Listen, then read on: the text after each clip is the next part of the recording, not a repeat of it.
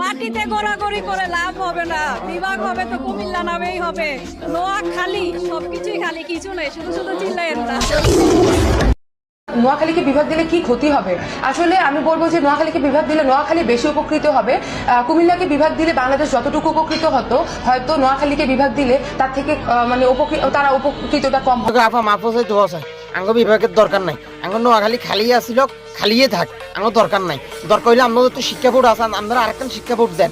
এখন আপনার যা কিছু আছে সবকিছু ডাবল দেন। এখন সবকিছু মিলে আপনার হাউয়াদি ভরি দিয়ে, বুঝছেন নি? আপনার রড অফার হাউয়াদি ভরি দিয়ে।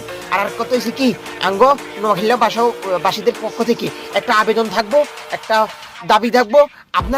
আপনাদের কুমিল্লা বিশ্ব রোডের পাশে একটা ইনস্টিটিউট খোলা হোক, ইনস্টিটিউটের নাম দেওয়া হোক পরকীয়া ইনস্টিটিউট, অ্যান্ড ওই ইনস্টিটিউটের সভাপতি অ্যান্ড সহসভাপতি আপনাকে আর রোডাপাকে দেওয়া হোক, যেন আমাদের নোয়াখালী থেকে শুরু করে সারা বাংলাদেশের মানুষ এই বিশ্ব রোডে আসা যাওয়ার পথে আপনাদেরকে লাগাইতে পারে।